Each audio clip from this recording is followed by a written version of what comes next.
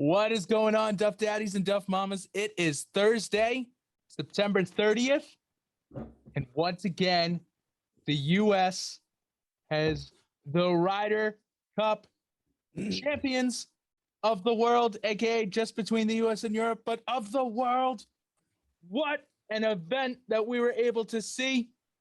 Oh my God, gentlemen. I am so excited to talk about it this week. I really wish it took place in Boston just so we could call it the Boston Massacre again, or part 2 or something like that. Great. It was a massacre. It was an absolute massacre. 19-9. Unbelievable. Stricker, though, in his home state of Wisconsin, gets it done. Got to feel good for Strick. Absolutely. They're calling it the slaughter by the water. They're calling it the Walloping in Wisconsin. It is an absolute treat that we get to bring you this week, the Ryder Cup review show for this. Now, during this, I am going to have to eat some crow. I'm going to have to eat a good amount of crow because Love that phrase. Great phrase. I gave the U.S. almost no shot of winning the Ryder Cup. And I've never been more wrong, I don't think, in my entire life. Since I said in the fourth grade and in the actual thing where babies came from, I said the stork and got laughed off the stage. So besides that, I don't think I've ever been more wrong in my entire life than I was this weekend. Ooh. Oh, hey, boy. Vegas, 2-1 favorites. You bet heavy against them. Vegas knows what they're doing at the end of the day, typically. And the U.S. dominant. I mean, we got to look at that European team and try and see where it's going to get competitive because they got to make some changes. Can we just go out and say that this is the best Ryder Cup team ever? I mean, points wise, 100%. Points wise. Yep. So they said. I'm sure there have been more competitive European teams. I'm sure, but this team was dominant. Yes. So they said they kept comparing the two teams of this team, the 2020, even though it's called 2020, which is so stupid. Mm-hmm. Sorry, I didn't mean to go off like that. But they kept comparing this US team to the 1981 team. And they kept saying like those are like the two best Ryder Cup teams of all time. And looking at the 2021 team versus the 1981 team. The 1981 team is pretty good, gents, but I don't think it comes anywhere close to what this team was, because we've got this rundown right now of. I may be wrong on this, but we have on the U.S. team in 1981 we have Tom Watson, cool. Raymond Floyd, Bruce Litsky. I don't know who that is. Is he the Daniel Berger of 81? Yeah, the Daniel Berger of 81. Tom Kite, Hale Irwin, Lee Trevino, Jerry Pate, Ben Crenshaw, Johnny Miller, Bill Rogers, Jack Nicklaus, and Larry Nelson. Decent team. Wow. They said that's the most successful. That is the most successful Ryder Cup team of all time for the U.S. apparently, until I think this year. Because, oh boy. First of all, before we get into the slaughter by the water, we're in it. We're already in it, baby. I know we're already in it. I'm just trying to stay on topics. We get into Friday morning. I mean, they just 3-1 right off the bat. I mean, Sergio and Rom were the only guys who could hold a point down there in the early alternate shot, which usually European, guys thrive at. And it was, you had Rory going down there early. The U.S. just built a ton of confidence there. Some sweet pairings. I mean, DJ and Colin Morikawa. How cool was it to watch them? It was amazing. You could have put Rom with anyone, and he would have picked up what do you get, 3 points? Yeah, 3.5 points. You could have put him with anyone, and you would have gotten those 3.5 points.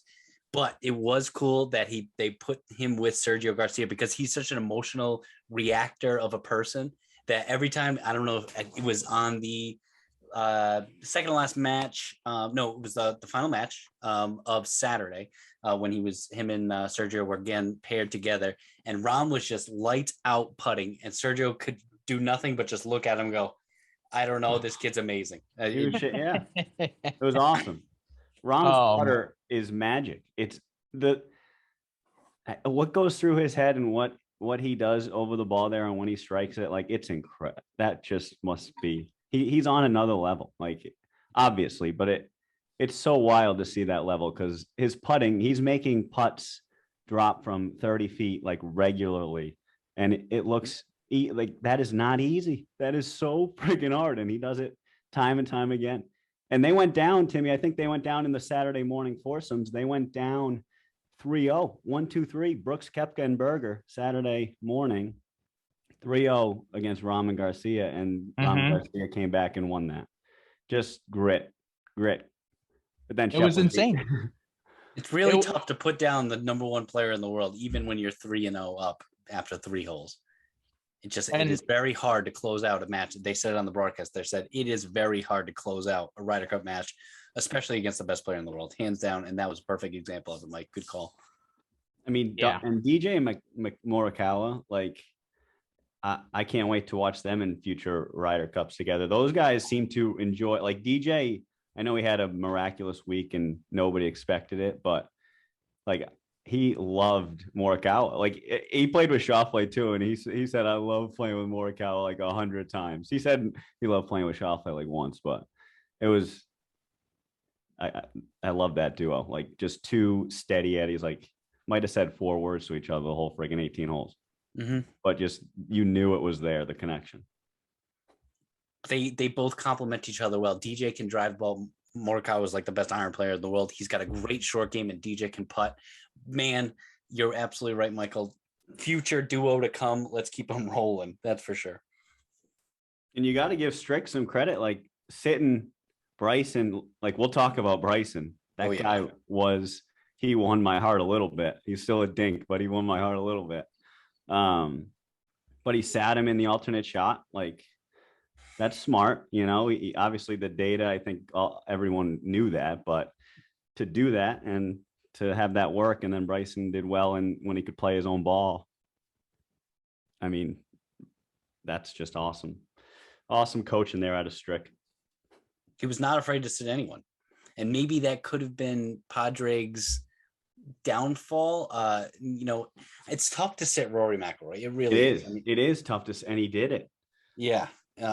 It's tough to sit Rory McIlroy, and I can't believe he did it. But another thing on Stricker, they're in like Milwaukee, right? Pretty much, Brendan. Yeah, they're right outside. They're in Sheboygan. But I mean, he openly in the opening ceremony the day before said he was a Bears fan. He came out and he's like, I'm a Bears in Milwaukee, in Sheboygan, like up in that country.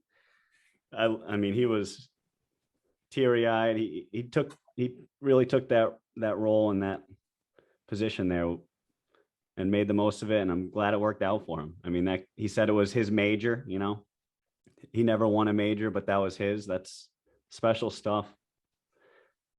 Go US, baby. I'm pumped that we got this one big time. We wanted change and they got it.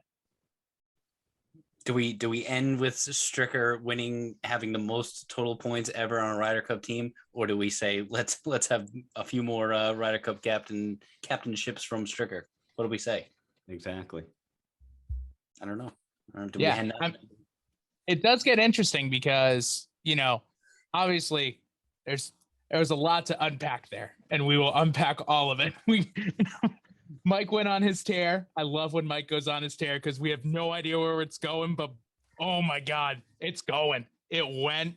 We hit basically every point that I wanted to hit throughout the entire show in 6 minutes. This is great.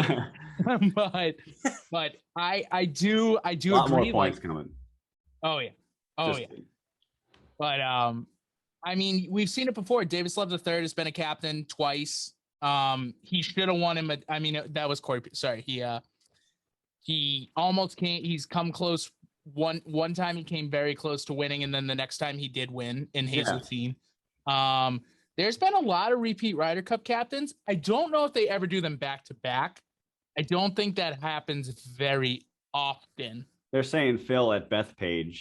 Where is it at in 2 years? In 2023, it's in Italy. So it's at one of the courses outside Rome that's supposed to be amazing. They like completely redid it 3 years ago.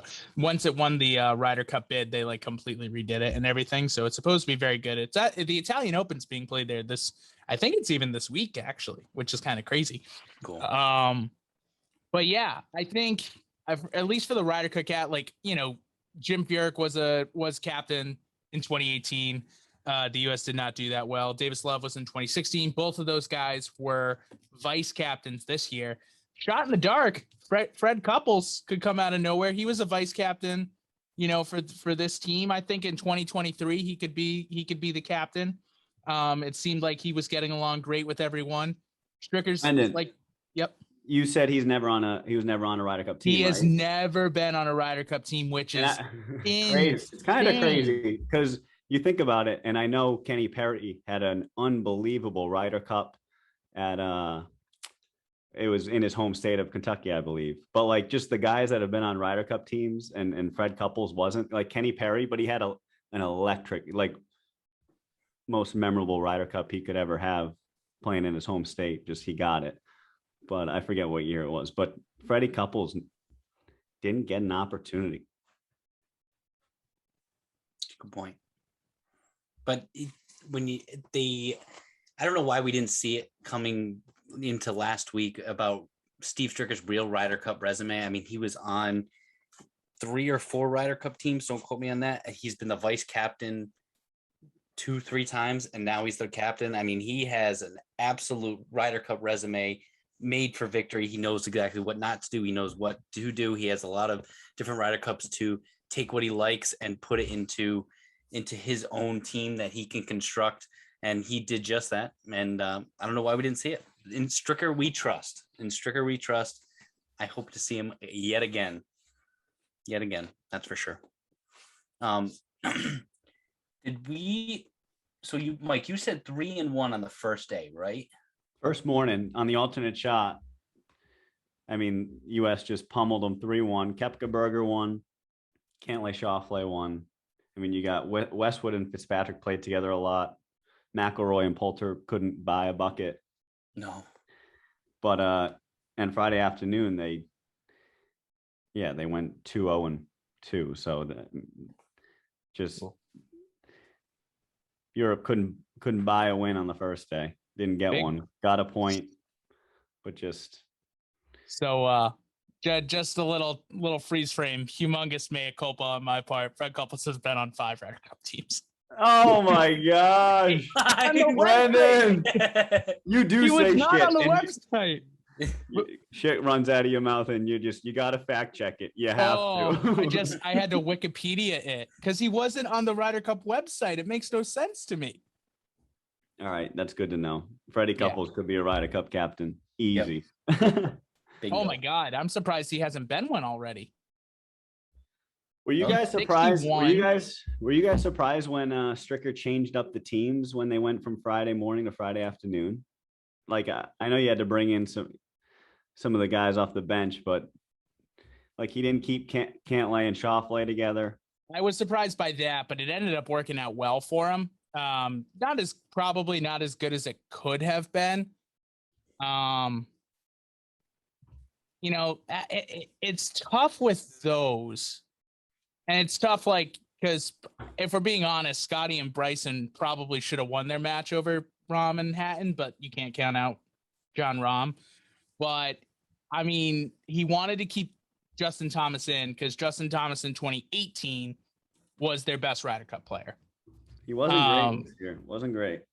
No, I mean, Jordan Spieth was probably the biggest disappointment. Him and Jordan Spieth being paired together and not playing well was probably the biggest disappointment. But, one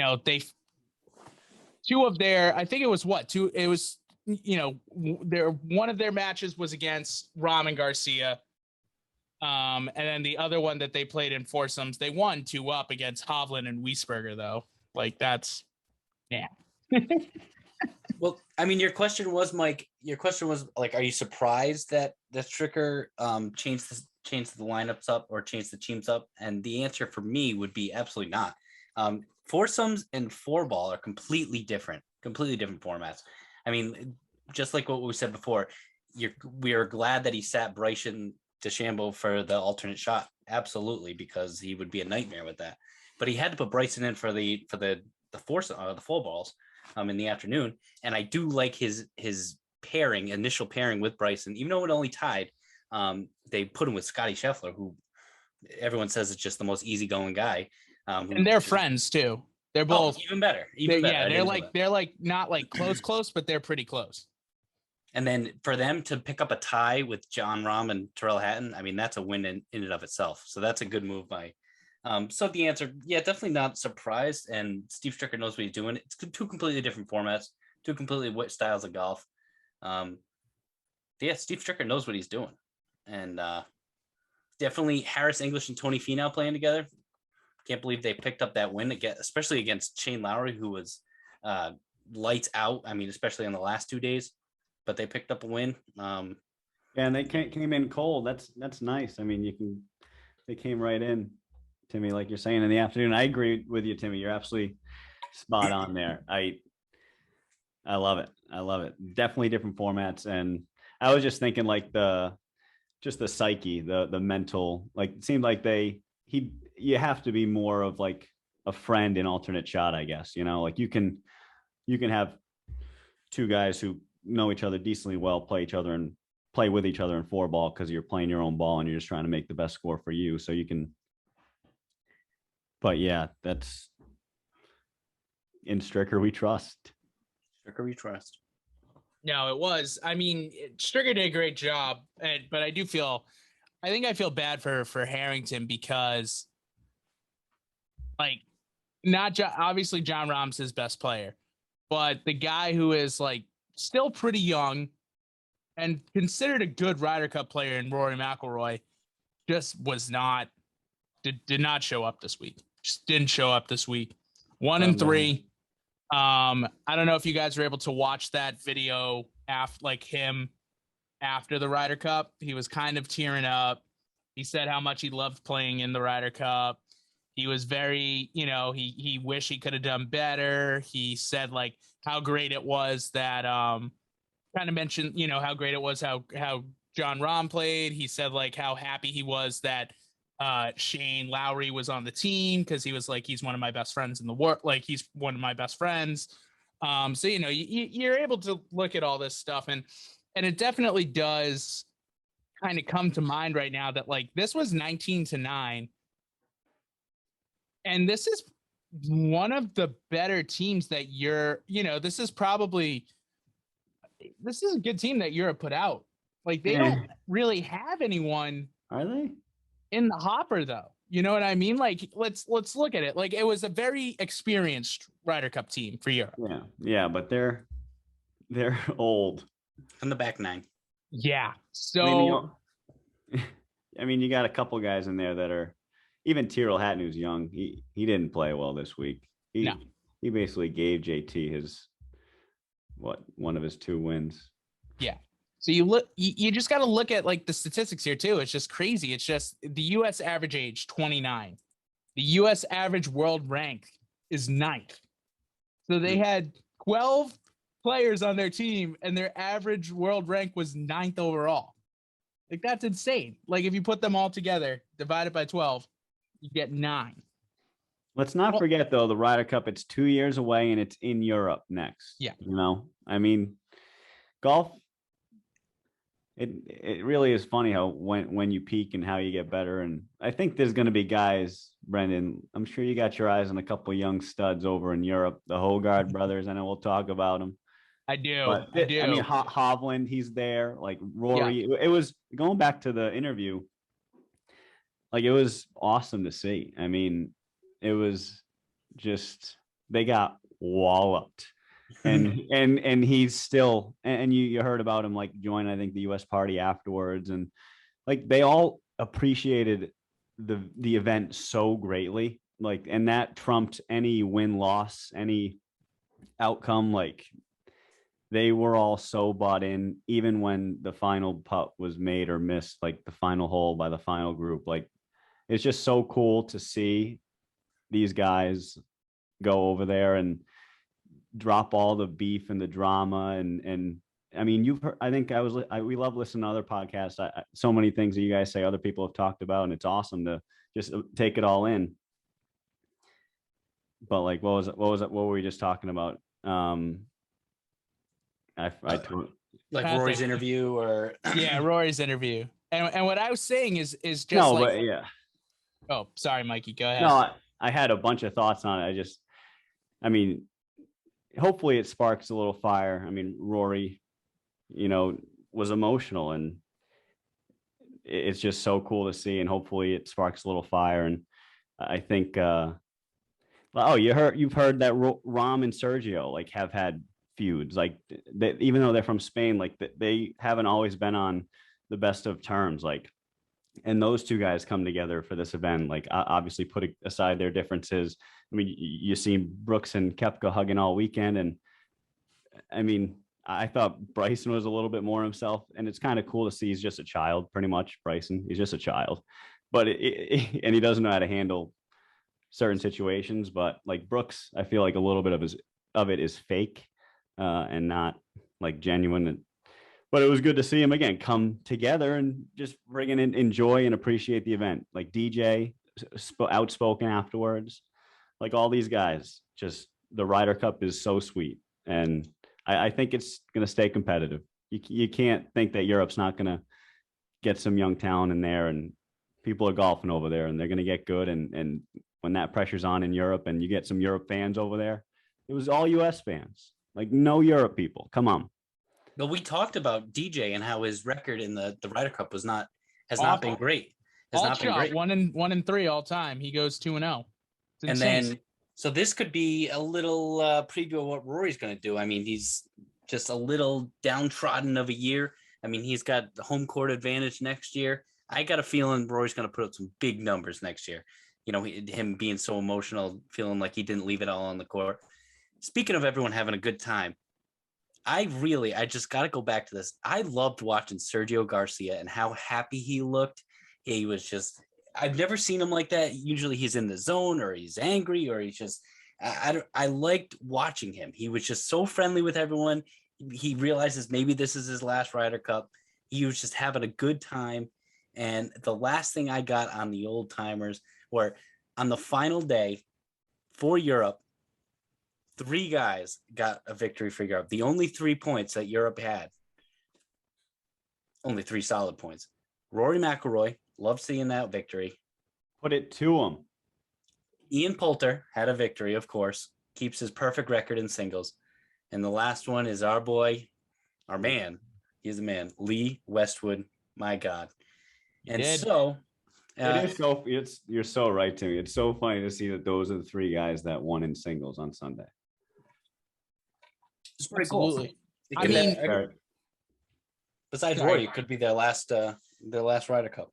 Yeah, it is crazy to see because I mean, there's always something about, and they do say it. That's the Spanish magic. I completely think it's true in the Ryder Cup. Every time you put 2 Spaniards together on the team, they freaking win no matter what. It's crazy.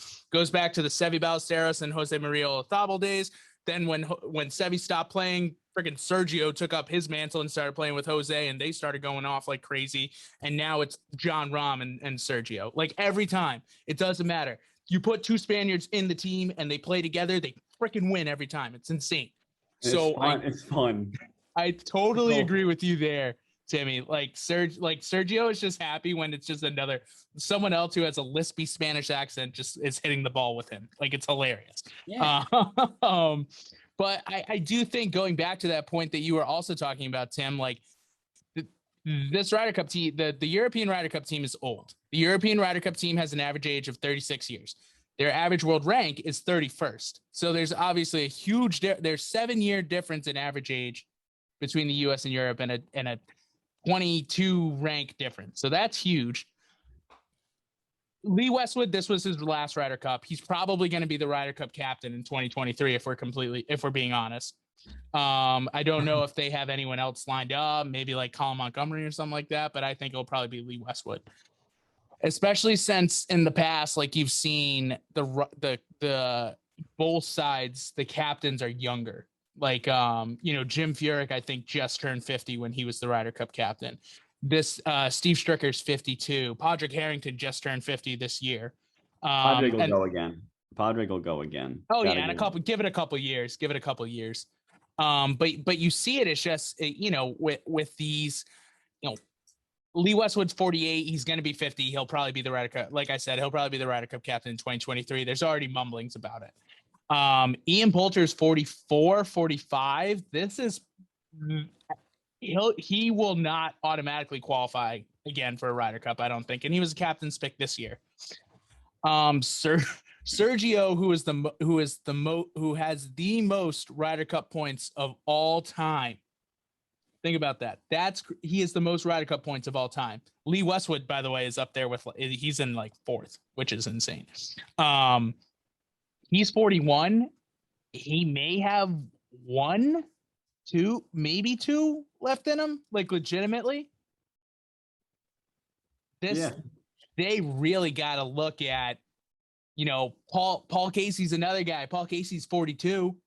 Like, this was an old I could see Paul being there in the next one. He played all right. He just ran into DJ, I think, a bunch. Yes. Yeah. It seemed like the U.S. was specifically like putting DJ against Paul Casey. And you look at the rookies. Paul Casey had a putt on. I think he got it to the 18th hole. DJ was one up on Sunday in singles, and Casey had a putt to tie it to get a half point, and he missed it. It was a pretty short, like 8-footer, and he was playing well. Just ran into DJ. Yeah. I mean, that's just a buzzsaw. Padraig ran into a buzzsaw in the team, and then Paul Casey ran. And it's being over here in the U.S. with no fans. Padraig, God bless you. You were 2-1 underdogs. I mean, you lost by the same margin, a little worse, but no. But and Timmy, going back to the Sergio moment, I know we're on a tangent on this podcast. We're just bouncing around. I think we had show notes, Brendan, but I think we touched on them. The show notes are gone, dude. The show notes have been gone since your original 5-minute one. That's okay. But like Sergio, like going into Sunday, you had 11-5 lead, or 11-6, 11-5? 11-5 lead. 11-5 lead. But like, I think Bryson and Sergio were like the third group to go off, or right in the middle there. And everybody knows that Bryson, first time all week. I mean, that they got it down there, but he drove the green on Sunday, and the place went eruption. Bananas. Oh, that was cool. Eruption. Bananas. It was awesome. That was Saturday, right? Yeah. Saturday. Sunday. No, that was Sunday. That was Sunday. Sunday. Okay. Yeah. Sunday. Yeah. And then like, that's why Bryson's great. Like, he takes the putter his caddy gives him a putter, and he just raises it in the air. He just friggin' sticks it in the air, and the place goes even more nuts. And it's like he wasn't like JT pounding on his chest. Like Bryson knows how to handle those moments, and he frickin' made that eagle putt to make a 2 on the opening hole, drove the green, and that's the first hole Sergio sees from Bryson on Sunday, and he's like, all right, we're fucked. But Sergio was so like, he just appreciated Bryson in that moment, and like smiled, gave him a hug. Like, it was so cool to see all that. Yeah. And then also with him on the 6th hole, like his caddy talking about a driver and giving him 3-wood. Yes. And everyone booing, and he's like, guys, I'm still going for the green. Calm down. And that's like, just great. And that's I absolutely. And you even heard Steve Stricker, like in his, like in the post-match press conference, he said that Bryson and Brooks asked if they could play together, like at the beginning of the week. And like Steve said no, because he's like, I'm not putting you guys together. He didn't pull a Hal Sutton and put the two mortal enemies like Tiger and Phil together back in the day. Honestly, it was probably a really good play. He kept Berger and Brooks, who both went to Florida State. They have a decent background. They have a similar background, everything like that. And he puts Bryson with his buddy Sky Scheffler. Like, Stricker just was very good with the matchups, and that was a huge thing for him.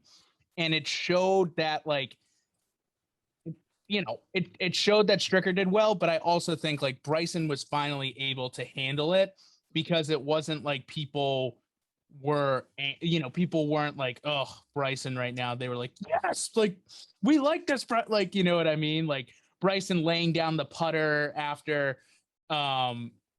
after not getting that gimme, even though it was inside the leather on the putter, like, he laid his it down putter at is the like hole. 14 feet tall too. Oh yeah, Like, oh, come yeah. on, I'm like, Bryson. dude, like, this is not great for your look, but make the putt. yeah. Justin Thomas did that a couple times. Shane Lowry did it. Shane Lowry did it back to him as like a joke and started laughing after it. Like, it was hilarious. It did get a little testy here and there, but with that stuff, like, if Bryson would have done that in a regular tournament, like not Ryder Cup, like, oh my God, booed out of the bill, like literally booed off the course. But because it's a Ryder Cup, some of his shenanigans kind of work. And especially if it's a home team stuff, it definitely works. Yeah. However, I will have to say Bryson really does need to get ready for 2023 in Italy, because he's going to get absolutely heckled. Start mentally preparing now, man. Right. Hey, and back to the Brooks-Bryson relationship. I think I just don't have a good read on Brooks, like, kind of seeing after the fact and watching him a lot, like, just on the course. I love how he goes about his business, and he had that incident. I forget, it was Saturday. Oh, that was amazing. He yells at the guy, have you seen me hit the ball? Oh yeah. He yells at the officials. He's like, have you seen me hit the ball? And then he tells him if he breaks his wrist, they're paying for it. And he said no. He said if I break my fucking wrist, this is on the both of you. And it was, but he thought his swing path was like gonna hit some like metal object. It was a rock. Yeah. But sorry, it was a drain. It was a metal drain. It was like a man-made metal drain. To be honest, he came kind of close to it too. He had a great shot out of there after that hole. He did. But I was just gonna say, like, I think I rate Brooks's, like, I mean, I guess a lot of his, like, he's not a hugger, when he was asked to hug Bryson, like, and I kind of get that. I guess understand that, but he just kind of looked a little awkward in those moments. But if they actually wanted to play it with one another, and like the relationship or whatever is like, it was obviously very cordial, but I guess that, like, that's kind of weird to be forced to hug. Like, I would also probably be a little timid. So I do like Brooks. I think he's going to be on Ryder Cups to come, and he's awesome when he's in the headlines too. He's someone good for golf for sure. I agree with you. And I do want to mention his partner though with that, because Daniel Berger, like, I know we made fun of him last week for being like, why is he on this team? Daniel Berger's a little bit of a pit bull. Like, when Brooks was yelling at them, Berger was in the background yelling at him too. I was like, Berger is solidifying himself as like, you're going to make the team because you're just going to be the foxhole guy. Like, we have like Tony Finau, who's good guy Tony, like, kind of like silent leader, but like everyone loves him. We have DJ, who's just like the leader of the team, I think. You have Colin, who's like the little young guy who's just happy to be there, and he's palling around with his older stepbrother. And JT and Spieth are just kind of there too. JT and Spieth are off doing their own thing. Daniel Berger coming out of nowhere, just being a pit bull, which was great. Oh, he was there. He was a good teammate in that situation. Yes. He was. Well, did you see that? I believe it was on Saturday morning. Jordan was yelling at John Rahm's caddy. So when they were on a hole, and John Rahm's ball went into the water on a line off the tee. And so before they left the tee box, everyone agreed, on the line that the ball went in.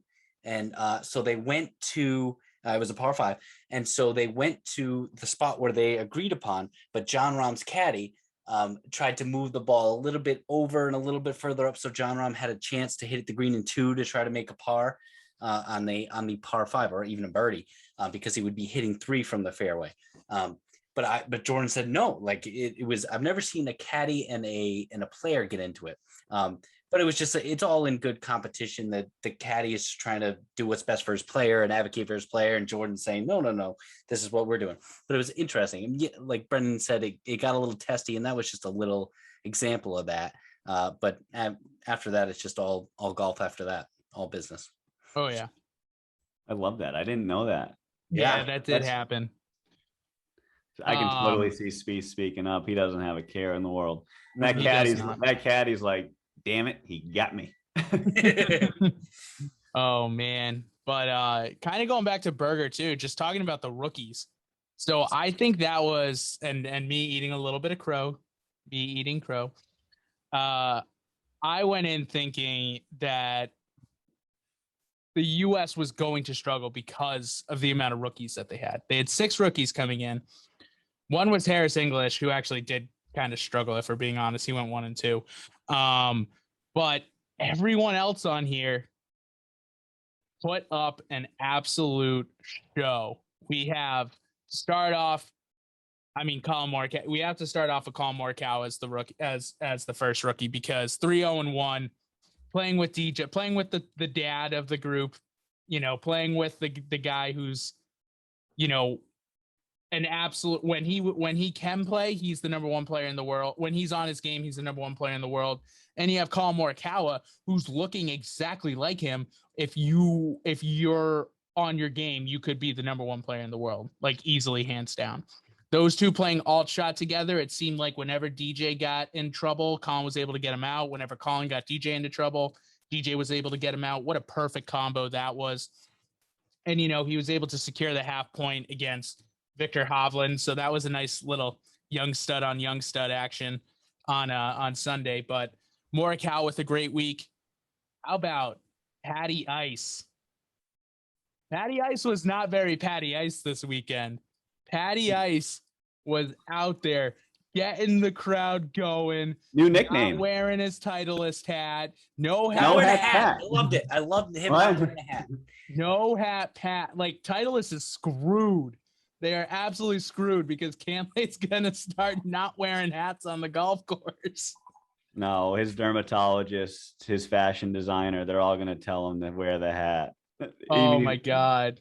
But no hat, Pat was an absolute treat. He's a machine, dude. I don't think he's human. I really don't. Like, his emotion game is machine-like. I mean, he got paid $15 million to win a golf tournament and a golf season-long FedEx Cup run. You didn't see one let's go to the crowd, like, get louder. And then Ryder Cup comes along. That's why the Ryder Cup's so great. Like, this even when he was doing that, when he was telling the crowd to, he raised his putter like weird, up and down, up and down. He looked like he didn't really know what he was doing, which is true. He doesn't know how to do that really well. That's okay. But I love seeing that emotion, and you gotta love. Absolutely. I don't know if you guys are big Marvel guys at all, but I was kind of terming Xander and Cantlay as Falcon and the Winter Soldier, just because Xander's a little bit more outgoing.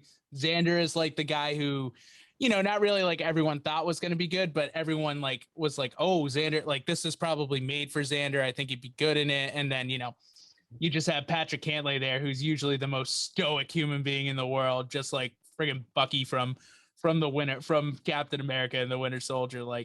It is the same. I just kept thinking that over and over and over again, just comparing Marvel people. I was just like, oh, this is on point right here. I do like that.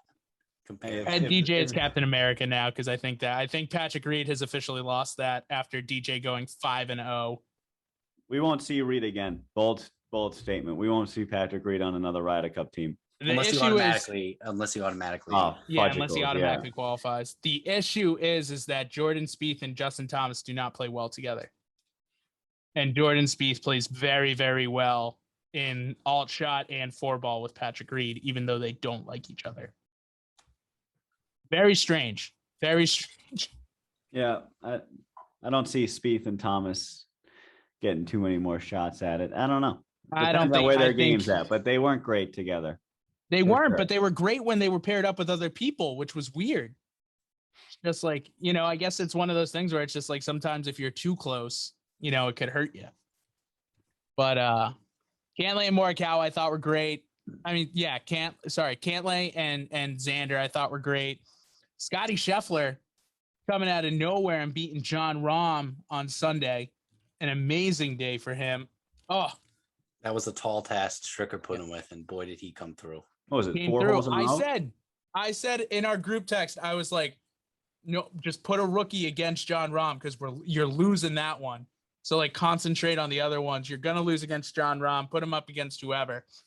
And Scheffler goes out and dominates. He made 4 birdies in a row when he slept on. He knew he was going to play Jon Rahm that night. I mean, how do you do that? Number 1 player in the world. Just incredible. Absolutely. You see him hit a shot like lefty, like with a knee on the ground, like underneath a brush bush. Like some of these shots these guys hit. Spieth's rocket ship. I mean, holy goodness. He almost ended up in Lake Michigan. I would have loved to see him just take. I know, Timmy, you would too. You would have loved to see him just his body too out of control. He would have had to take a plunge, just dive. Imagine that. Was a hell of a shot. Hell of a shot. Did you guys see the one where they put the shot tracer on it? Yes. Oh yeah, it went up at least 100 feet in the air. That was so high. Thomas misses the putt. They lose the match. Yeah, son of a bitch. Are you kidding me? Thomas misses the putt, misses a 5-footer. They lose the match. Yeah. But, Scheffler played great. He played great with Bryson, which I feel like is hard to do sometimes, even though they're friendly, even though they're friends, like still a little difficult to do to play, try and play any team event with Bryson. I feel like doesn't go great, but good job for Scotty. Berger 2-1. And then Harris English 1-2. He was kind of just there. Him and Tony played good on that Friday, though. But Tony also didn't have a great. Tony and Spieth, I feel like, were my biggest disappointments. It would have been Justin. It would have been JT too, but he kind of played well with other guys, so that was good. This team is set up. The U.S. is set up, I think, for future success. This is not like the 2016 team, I don't think, where, they had Jordan Spieth, they had Ricky. But besides that, it was a lot of older. It was, Tiger, Phil. One of the captain's picks was Ryan Moore that year, for Christ's sakes. Like Bubba. It was a lot of older guys on that team. This team, very young. And I think that this could be a huge, huge upside for the U.S. going forward.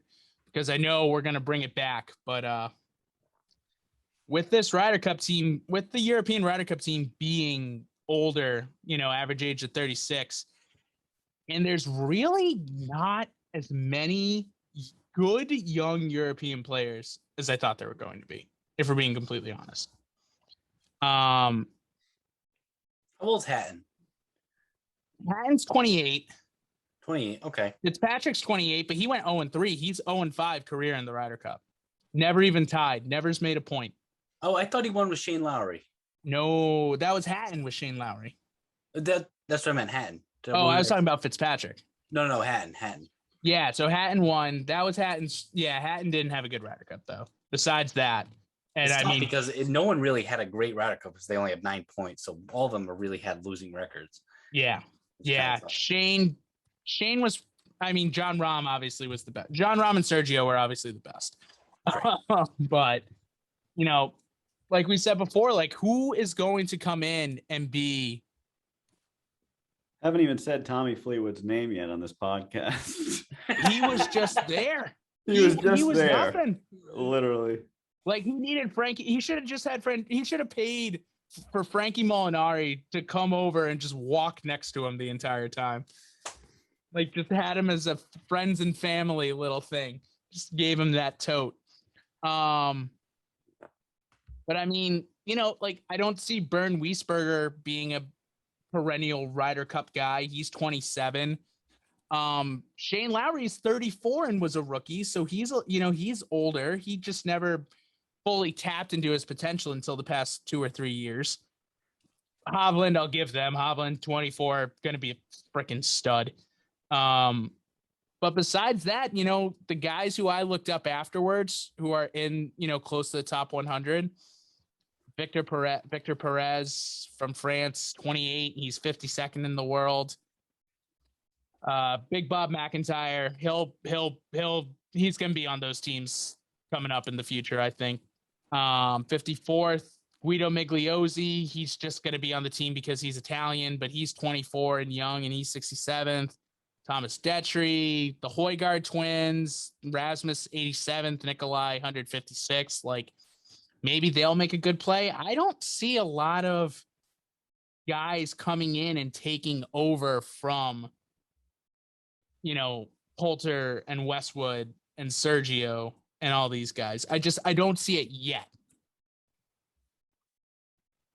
Yeah.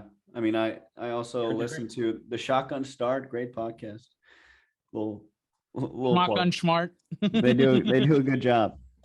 But the WAGR rankings, World Amateur Golf Rankings, they kind of dissected those a little bit. A lot of USA on the board in like the top 50, but you do got like some Sweden, some Spaniards.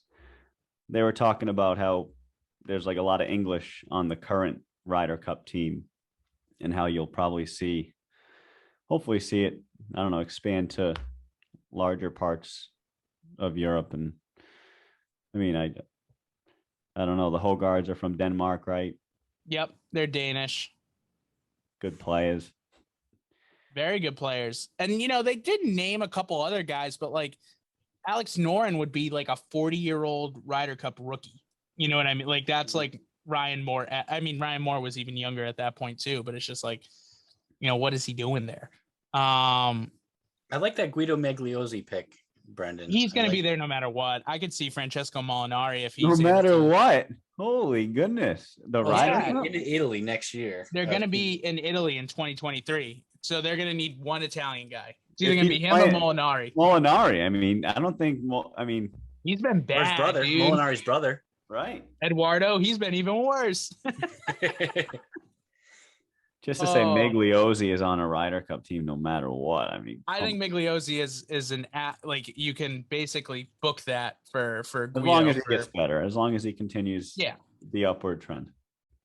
That's kind of what I'm inferring.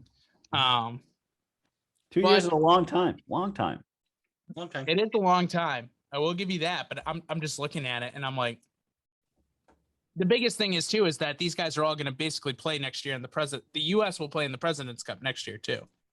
So like, you're going to have these guys playing again with each other and kind of get that core going. And it's just going to be interesting. President's Cup might be more challenging. I agree. I mean, you got more young talent, not young talent, but you got Hideki Matsuyama, you got Cameron Smith, you got. Oh, can we do a wellness check on Will Zalatoris? I mean, has he been just falling off the face of the earth? Oh, he got his card, right? He's playing. Yeah, he got his card. He's playing. Did he get his card? Yeah, he played well in the Fortinet a couple weeks ago. Yeah, he played really well. He's playing this weekend too, I think. Sanderson. Yeah, he is. Sanderson Farms. Oh, good. All right. Well, he's a Ryder Cup candidate. I mean, his name. Hopefully, his name keeps getting thrown around there. Max Homa got another victory. I would like to see him. Unless it's played in California, we can't have Max. Max only wins in California. You never know. Max Homa can only win in California. It's crazy. But we don't need to look that hard for prospects. Like you said, Brennan, we have a team that could last us for the next 3 Ryder Cups.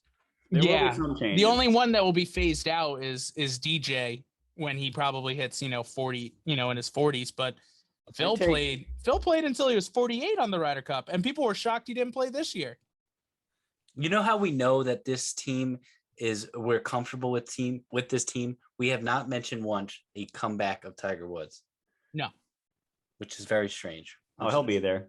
Yeah, I mean, Harris English in 2016. Think about that. Harris English gone. I mean, Berger, maybe. Even like Berger, even like Finau, maybe. I mean, you never know. Wow. You never know. Scheffler better stay on this team. Scheffler. I mean, guys. He has to stay. He's a vibe guy. He is a glue. I like having Tony's a glue guy. Tony's a glue guy. Tiger. Okay, say what you guys want. Tiger Woods is not a glue guy. No, he's not. A glue guy. He's a presence. No, he's a presence, but he's not a glue guy. There's a very big difference. He's the GOAT. That's fine, but he's not a glue guy. You can't replace a glue guy with a presence. He's more than a glue guy. I mean, come on, Brendan. He's coming in as a glue guy and the GOAT. Oh my God. I don't think you're understanding what I'm saying. You're telling me you want a healthy Scottie Scheffler to play over a healthy Tiger Woods? No, we were talking about Tony Finau. Sure. No. You want a healthy Tony Finau over a healthy Tiger Woods? We don't know what a healthy Tiger Woods is going to be, dude. That's the thing. Okay, you have the Tiger Woods of the previous 2 years, like before he got banged up. If 2019 Tiger Woods, I'm taking over Scottie Scheffler. I'm taking over Harris English. I'm taking over Daniel Berger. I'm taking over DJ. I'm taking over Steve Stricker. He can be player captain. I mean, come on. That's too much Tiger fanboy talking. I'm not taking him over DJ. What? DJ, name one time Tiger Woods has ever gone 5-0-0 in a Ryder Cup. I'll wait. I will wait until the day that I die because he's never done it. Everybody finds it. Oh my God! Blind squirrel finds a nut every once in a while. I mean, 5-0. Jesus Christ! We just talked about how this is the greatest Ryder Cup team ever, and you want to blow it up to get. No, I don't want to blow it up, but if Tiger is capable of playing in the Ryder Cup, sign me up. He was capable of playing in 2016 when the last time the U.S. won, and he was a vice captain. I will go to war. He did not play in 2016. He did not play. We did say that JT needs a partner because him and Jordan didn't play well together. Imagine JT and Tiger playing together. That might work. That could work. JT can sit for Tiger. JT can sit for Tiger. I mean, JT wasn't great. No, but I'm Jesus saying Christ, as Mike. far as partners. Yeah. Mike, you're taking your Tiger love right now to the up team. We're trying to fit him in on this team into a good spot, and you're just saying blow it up. Tiger's Why do you have to blow it up? Match. Why do you have to blow it up? If you substitute Harry English for Tiger Woods, how is that? We said we want to do that. All right. Well, obviously you don't need to replace him for DJ, but I would. You would replace him. I think if you replace him with someone like Brooks Koepka, the dynamic of the team does not change. Brooks Koepka is just a presence. He is not, but I know Tiger Woods is Tiger Woods, so it's hard to say you would replace him with anyone and the dynamic doesn't change because the dynamic is going to change if you put Tiger Woods in the locker room with these guys, whether it's a captain or something like that. But Tiger Woods makes your team better no matter. Even though, they've lost with Tiger. Better. They've lost with Tiger. I mean, a lot. But a lot. It's more than one guy, and he doesn't have a great record in the Ryder Cup, but no, he doesn't. It's not his fault. It's just like I would absolutely take if it's 2023 and it's between Harris English and Tiger Woods and Tiger's back to playing very well. I'm taking Tiger. If it's between Harris English and if it's between Tiger and DJ for the it's not going to be between Tiger and DJ for the last spot because DJ is going to automatically qualify. But I know what you're saying. I gotcha. Yeah, like come on, dude. I hear you. Hey, speaking of the greatest of all time, how about MJ coming to the He goes Ryder every Cup? time. Yeah, he loves it, dude. Him and Steph Curry. He was involved. That if you guys noticed, DJ started playing so much better in the what was it, the Friday? Was it the Friday morning foursomes? All of a sudden, DJ and Morikawa, as soon as Michael Jordan started following them, they turned it up to like the umpteenth degree, and they just before off. He gave him like a hug, not a hug, but he like dapped him up after he made that putt. Yeah, that was on hole 6, right? Right. I think that was hole 6 or I think it was hole 6 because it got them back to even, and then they just went on a tear. Yes. Yeah. Oh my goodness gracious. Get me all riled up over here, Mike, about Tiger. Love it. Oh man. Oh, we love it. It's beautiful. Golly. His name will never be forgotten. No, it never will be. You're not. I'm done. I'm done. Oh. I think I like seeing him in Ryder Cup attire better than his Sunday red. I like something about him in like the quarter zip, the like just like the dark hat that it's just, I don't know. Sometimes he has his earpiece in whether he's playing or not. I don't know, and he's just like bundled up. He's ready for it. I don't know. I love seeing him in Ryder Cup stuff. Because you know why we like the Ryder Cup? This is why I like it. I just realized it's like an all-star game, but it actually means something. We get to see the best players in the world talking it up together, fighting for a cause, and it actually means something. It's not like some gimmick game that doesn't mean anything that we're just doing for entertainment purposes. It's cool. It's for bragging rights. It's for your country. It's an all-star game too. Team game. Team. Yeah, it's awesome. It's absolutely awesome. I can't wait for it in 2 years. And we get the President's Cup next year. I mean, I'm sure that'll be fun. Oh, I can't wait for this golfer pull down. Hell yeah. Uh-oh. I'm a little nervous on that one. Do we have anything else to talk about? I think we covered it. I'm just kidding. Jesus, Michael. Jesus. My golf today. Stunk. You get some bogeys for the boys too. We do. Although I haven't played and I will not be playing for the next couple of weeks, unfortunately. Yeah, but you're gonna be traveling. I know. Only traveling this weekend though. Next weekend the wedding's in Boston, so that's good. But another wedding. Oh yeah, we got back to back, baby. We got back to back. Christ, Brendan. Are they from New Orleans? Marcus's fiance is from New Orleans. Yes. So it's gonna be crazy. I'm so excited. It's gonna be great. Know a lot of people. I do. I need to stop making friends. Jesus Christ. Seriously. It's also just all of my friends decided to get married this year. Congrats, Mike. Congrats, everyone else who got married this year. Literally all my friends just decided to get married this year. Like, it's insane. It's fun. Man. Marriages, that's fun stuff. It's been a summer. It's been a summer and a half. It's been officially a fall now, though. It's officially fall, baby. Yeah. I'm never more comfortable on a golf course. Like the temperature's just right. I'm not sweating. I can wear pants. I'm a pants guy. You wore pants. You wore pants when it was 90 degrees this summer. And it's hot, but I still do it. Oh my God. I could see your swash from 3 holes back. Oh, you're not kidding. I can't wait to golf with you in December. Yeah, that is one of the, I think I'll do like honestly, it's even today, I think by the time I played a couple holes today, by the time it was like 6 or 5:30, sun's gone. Crisp, sun's gone, air's crisp. I'm out there and I didn't plan. I had shorts and a t-shirt, like a clown, like a chooch.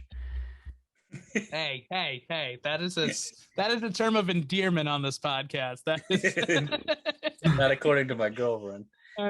Not according to anyone who's ever been called a Oh man, the amount of times I've been called a chooch by a random Bostonian is hilarious. Not typically usually a good look. Most of the time in the North End. I'll be called a chooch out of nowhere. I'm like, all right. Oh man. Anyways, so Tim, were you able to play at all this week? Yeah, I played. It was like one of the more enjoyable rounds I played of the year. It was just that's great. Me and my dad. I haven't played. I played a lot over like the past 10 years at Lincoln Country Club. I haven't played there once this year. My dad's been tearing it up there. He won his like his team. He plays in his league with like I don't know how many guys, like 60, 70 guys. I don't know how many guys, a lot of guys. And his team won this year, and it's like a season-long thing. He's been playing the best golf of his life. He's been wrecking his opponents. I feel bad. I'm looking at the stat sheets. I'm like, Jesus Christ. And so like they have nice. Families. They have families, Johnny O. So it's cool to see him playing confident golf at his home course, and he's got that nice going back there. And someone just, when you just have a good feeling swinging a golf club, it was a good feeling. Yeah, it was a good feeling. So enjoyable, and that's it. Mikey, you played today. Where else? So I this past weekend, my family is on, like, my parents are on a huge, we gotta redo your front lawn deal. Like, they want to tear. So my front lawn's torn up. We got some loom down on it. Aerated front lawn. We're gonna get a rotiller. I think it's. Oh, did you do the tiller route? We're going to. I'm spreading out the loom right now, and then we're gonna till it a little bit, and then we're planting some seed. So, novice homeowner Mike Adams decides to just. I mean, if you ever see me play sports, I like to go hard. Maybe call me a try hard or a hardo. Had a couple steals tonight in my men's league game. Very proud. But no, so I took a friggin' shovel and rake and just hammering away, digging up the front lawn, going to town. Hours go by. I like just adrenaline, just like start to feel my hands. Like, all right, my hands are not in a great state. So I look down. I'm like, all right, blisters, cool. Nice. I'm like, why don't I have gloves on right now? Like that would be an easy fix. So my mom runs to Ace Hardware and grabs some gloves. So, Monday, Tuesday, Wednesday, so I'm transitioning jobs. I started a new job on Monday. So I really don't have much to do at work this week. So I was hoping to maybe play around a golf or two. And, Monday, Tuesday, Wednesday, got to heal the hand, rub some Vaseline and some Aquaphor on it, get that thing ready to go. So I played today, hadn't swung it in a while, and boy, it was terrible. Brutal. But I think it's so funny. I'm a thinker. Like, I love to try and think of different ways to swing, and I'm to a detriment maybe, but just a couple thoughts that I thought in the past that I forget the first couple holes, and then I go back to them, and then it's all right, now I make better contact. Just kind of taking the club inside, more swinging in to out instead of out to in, because I'm a soft slicer, can't hit the ball anywhere because I'm tiny and weak, and I'm a puny little kid, very short off the tee. It's embarrassing. So I got to swing out to in, try and draw the ball, get a little bounce on the ground, ball's rotating forward, be able to knock it out there. That's all I got. That's all I got. I'm just imagining you swinging with their blisters, sounding like women tennis on the golf course. It's a lot better. Didn't really phase much. It's crazy how quickly the human body can recover. Brendan, you said you didn't play. No play, unfortunately. I'm trying to be like John Rahm on the course. So the first couple of putts I stepped up to, I'm like, what's going through Rahm's head right now? Like, what is he thinking? So he's thinking in Spanish, so we can't. True. But they say line and speed, right? But how many people actually think of the line, the actual line, so I started to try and think of a laser yellow line and then the speed, and I don't know. It's crazy. Just keep thinking through the game and trying to get better. Never ending battle, which is why we love it. Lost a bunch of balls, just driver. Just, you can't believe it. Oh, shoot. That's good. I like that putt preview line. I used to do that on the putting green. And then Timmy, are you a big yardage guy? Got to hit a shot. I'm starting to learn how to hit it before the pin, not like hit it where the ball lands at the pin and then it like just try and have some touch around the greens, like on your 50-yard shots or 43-yard shots. Like, oh, yeah. Like I don't know. It used to be wet around these parts. Now it's firming up, I think. Hasn't rained as much. So Ledgemont's ball's bouncing a little bit. I like that. You played Lincoln today, right, Tim? You said that? Yeah, a couple days ago. And that course is just in the back of my. I don't need yardages because I know like it's right. Played, you know what I mean. And I'm just trying. Mine is like I'm back to hitting a 5-iron 205 now. I was like for some reason I was not hitting an iron well. I was like trying to hit a 5-iron like 180 yards. Now I'm back to where I was hitting an 8-iron 160 yards, swinging down on the ball rather than trying to scoop chili dip it. Right. I'm taking a divot. Dude, big time. Big thought right there.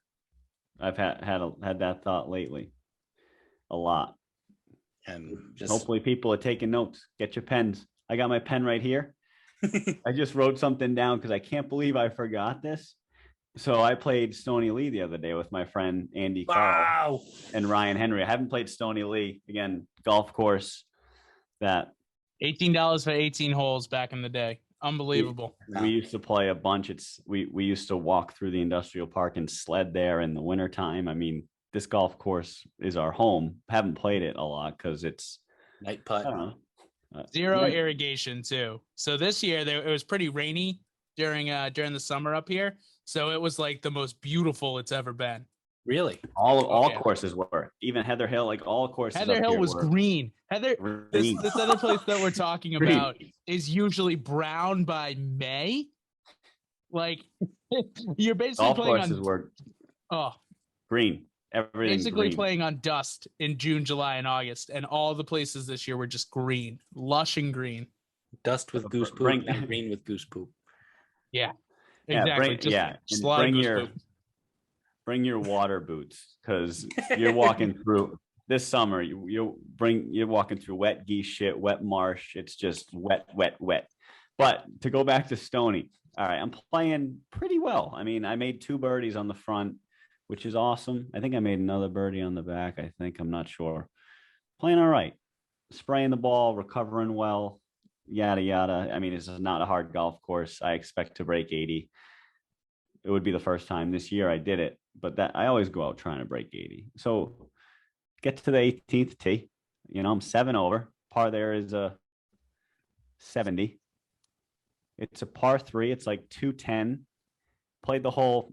I probably haven't played the whole bunch. I usually play the front, or probably played the whole 50 plus times in my life. Make a triple bogey to shoot a perfect 80. Ooh. Wah, wah, wah. Brutal. I was mad. I'm still mad. That I went to bed mad. I was so mad. First time of the year. I mean, Stony, probably the easiest golf course I've played this year. I played Ledgemont. I'm a member. You get better. It's a harder golf course. You go out there and you just make an absolute mess on the last hole. Come on. Which one is the 18th? Come on. It's a par 3. It's the par 3 back towards the parking lot. Straight par 3. Pretty long. Long one? I put my tee shot way right, hit a provisional, found my tee shot, unplayable, put it where it entered, pulled it up on the green, 2-putt, triple bogey 6 on a par 3. Damn. The yikes is real. I mean, pressure. Talk about pressure. I talked about it too on the 17th. I said, what do I got to shoot? What do I, and I honestly thought I thought I had to, if I made a double, I thought I was going to shoot an 80. But so when I thought I shot an 81, I didn't really look at it that close. But if I made a 5, I would have shot a 79. What a shame. I could have hit 52 degree 2-putt. Oh my goodness. Putt. Chumped it. That's all from me, folks, though. Hot dog. All right, Tim, you got one ready to go? Oh yeah. So I've been writing them down now because I have the enunciation and We'll never get it. We'll never have the golfer poll that all of us were like, save it for next week, and we didn't save it. Oh. Yo, when people say light bulb, like when you think of something, we saw the light bulb.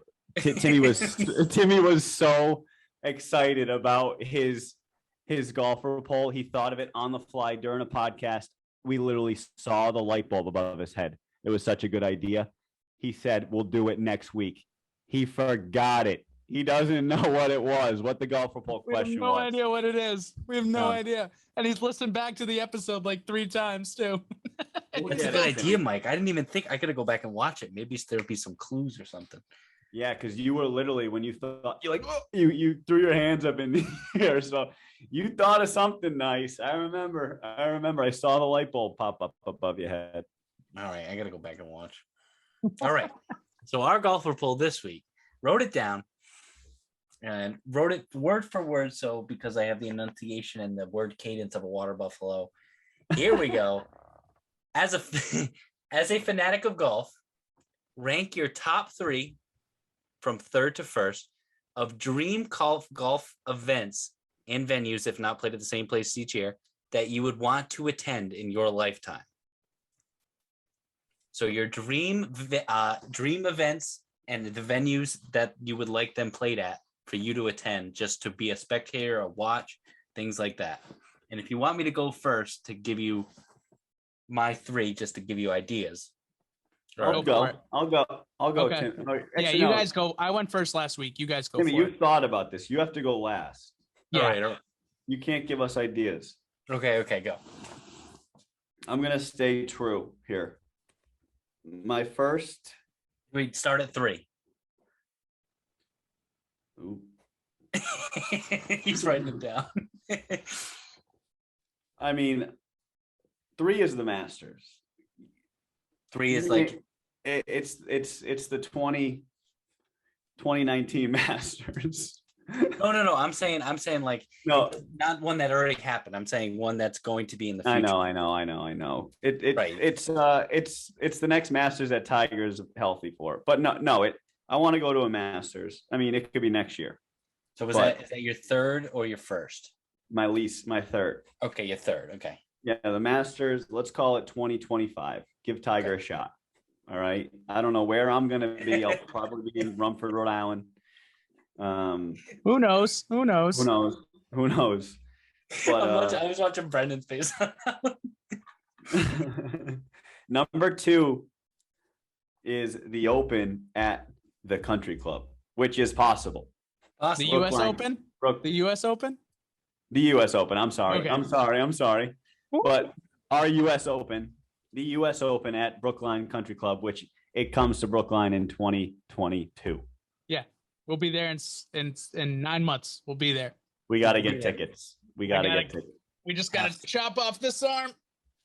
Yeah, prices are only going up. If anybody knows of a deal, anyone want to sponsor us for tickets, we'll wear credentials around our neck and we'll go wild for you. We'll wear all your gear. Your shirts, we'll wear your hats, whatever you want. We'll talk to whoever you want. We'll say whatever you want. Whatever. I mean, I heard people were paid to be European fans this past week by the PGA. I thought, weren't there some fake European fans on the first tee? No, they were real. They're just like Europeans based in America. But anyways, Mike, number 1. Ryder Cup at Bethpage, baby. I'll see you. I'll see you there. See you in 4 years. See you in 4 years. All right. I was gonna go Ryder Cup at Pebble, but it's I mean these are all possibilities. I can't pick the venue. I'm not in that position. I'm not transitioning to that job. That'd be nice though. It would be nice. It would be nice. Probably. Oh, I don't like this course. Let me play that one. I'll check that one out after I play it. You got to get it to Pine Valley. But those are all possible. And I mean, we've never been bigger golf fans than we are right now. So no, I know. It would be cool to start budgeting those trips. Yes, it would. And first step is U.S. Open 2020. I think we can get there for like under 2,500 maybe. Let's Yikes. try and get. Maybe I'll try and get media credentials. I don't know. Yikes. We gotta do it. Hey, you never know what comes our way. You never It'll know. be such a Exactly. miss if we don't do it. We have to do it. Yeah, we Agreed. have. Brendan, what do we got? So number 3, I do have a very similar course. I do have an exact same course, but a different tournament. I have my number 3. I have the Ryder Cup at Brookline at the Country Club, because there's just so much. Obviously, there's so much history at the Country Club. Brookline, that with it being in 1999, Justin Leonard's famous putt, the epic comeback, just seeing a Ryder Cup there, I think would be amazing. It would be fantastic. My number 2 is interesting, and you guys will probably disagree with it. I have the U.S. Open at Pinehurst, number 2. Cool. I am not. I think I've been on here where I say, I don't know if I say Pebble's overrated, but I'm not the biggest Pebble guy. I like it. I think it's a great course, but the U.S. is putting its roots down to make Pinehurst kind of the flagship course for the U.S. Open. I tend to agree with that. I think I've played Pinehurst number 2. It's one of the, it's probably the best course I've ever played, number 1. And number 2, it's one of the top courses in America. It was absolutely fantastic. And my number 1 could also happen this year if somehow I get a humongous bonus from the company. But imagine going back to back like this. The number 1 I know it. Open Championship, St. Andrews Old Course. I missed that. The home of golf. 150th. 150th Open Championship. Yep. I missed that. Shit. My answer was wrong. Your answer was incorrect. No, would you rather go to that or the Masters? I don't know. What do we got, Tim? That's hard to Did make. you say what Brendan's is going to be? Timmy, read it because it's blurry.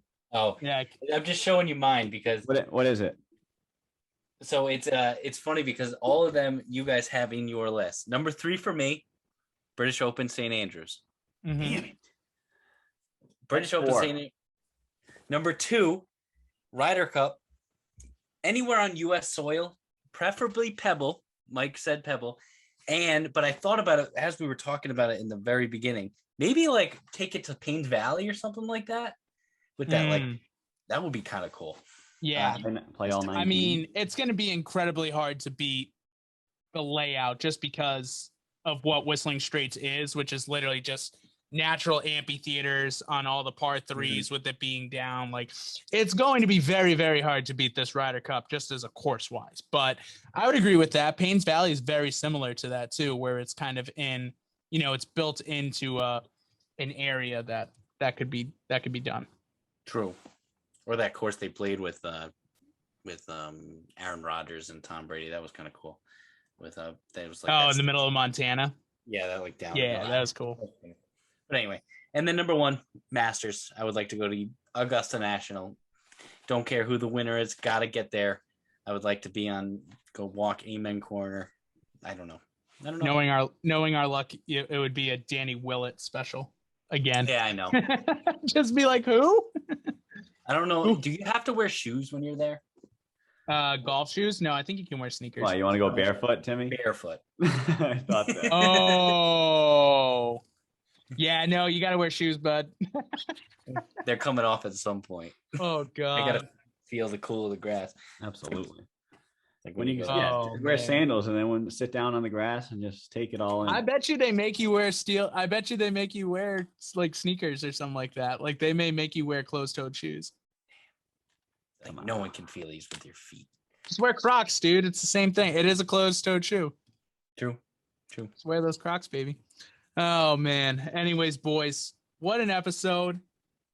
We didn't even really talk too much about the course itself, but that's okay.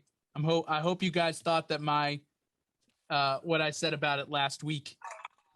I hope you guys had your expectations filled with the absolute masterpiece. Brennan, I heard that it was all just flat land too at first. They brought everything. They built it.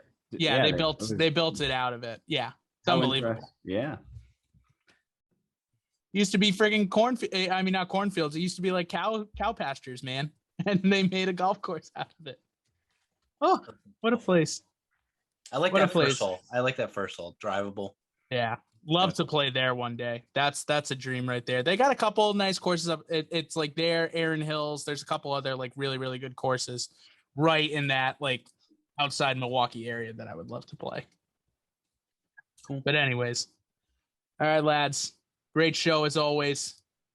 Follow us on social media. Follow us. Do whatever you want. You know, USA. we love it. USA, baby. Let's go.